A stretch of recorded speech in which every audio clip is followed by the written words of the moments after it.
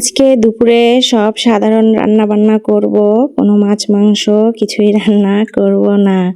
মাছ মাংস প্রতিদিন আসলে ভালো লাগে না, শাকসবজি মাঝে মাঝে খেতে হয়। তো আজকে লাউ রান্না করব।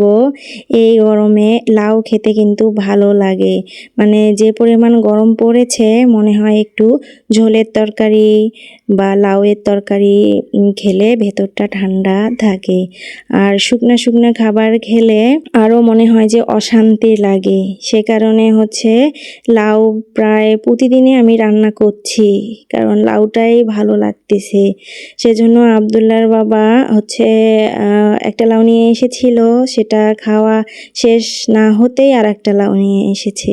তো সেজন্য আর কি লাউ রান্না করলাম। আর আমি শর্টকাটে রান্না করার জন্য রাইস কুকারের মধ্যেই লাউ রান্না করে নিলাম।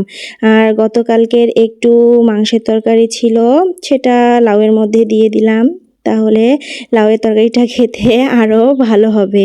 আমরা আসলে এরকমই করি, কোনো মাছ মাংস রান্না করার পর খাওয়ার পর যদি একটু তরকারি থেকে যায়, তো পরদিন কোনো কিছু রান্না করলে সেখানে আবার ওই তরকারিটুকু দিয়ে দেই, তাহলে ওই তরকারির স্বাদ আরও দ্বিগুণ হয়।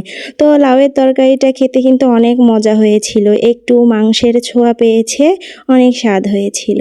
তারপর ভাত বসাই দিয়েছিলাম। ভাত হওয়ার পর সেখানে আমি ঢেঁড়স দিয়ে দিয়েছি, কারণ আলাদাভাবে ঢেঁড়স আর সিদ্ধ করিনি, একসাথেই দুটো হয়ে যায়, ভাতও হয়ে যায়, ঢেঁড়স সিদ্ধ হয়ে যায়।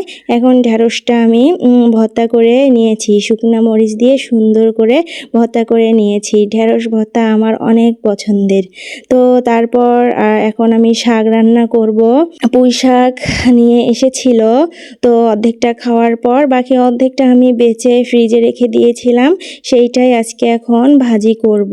তো এই তো পুঁই শাকটাও আমার ভাজি হয়ে গেছে। পুঁই শাকের মধ্যে এরকম শুকনো মরিচ, কাঁচামরিচ, পেঁয়াজ, রসুন বেশি করে একটু তেল দিয়ে রান্না করলে খেতে ভালো লাগে। আর যখন ভাত দিয়ে খাবো, ওই শুকনো মরিচ, কাঁচামরিচ যখন দাঁত দিয়ে চিবাবো, ভাতের সঙ্গে চিবিয়ে চিবিয়ে খাবো, খেতে যে কি মজা লাগে আমার। সেজন্য আমি শাকের মধ্যে শুকনো মরিচও দেই, কাঁচামরিচও দেই, আর খাওয়ার সময় সেগুলো আবার বেছে বেছে ভাত দিয়ে খাবো। আর আবদুল্লার বাবা যদি খেতে বসে, তাকে বলি যে তুমি যদি মরিচ পাও তো সেটা ফেলাই দিও না, আমার জন্য আলাদা করে রেখে দিও। তো ও আবার সেটাই করে, আমার জন্য আলাদা করে রেখে দেয়। এদিকে তো আমি প্রথমে ভর্তা দিয়ে খেয়ে নিলাম, এখন শাক দিয়ে খেয়ে নিচ্ছি। তারপর আজকে আমি কাঁচামরিচ নিতে ভুলে গেছিলাম, শাক দিয়ে খাচ্ছি আর ভাবছি কি জানি নেইনি, কিন্তু কাঁচামরিচ নেইনি। খাওয়া আমার শেষ। আজকে এ পর্যন্ত। সবাই ভালো থাকবেন, সুস্থ থাকবেন। আল্লাহ হাফেজ।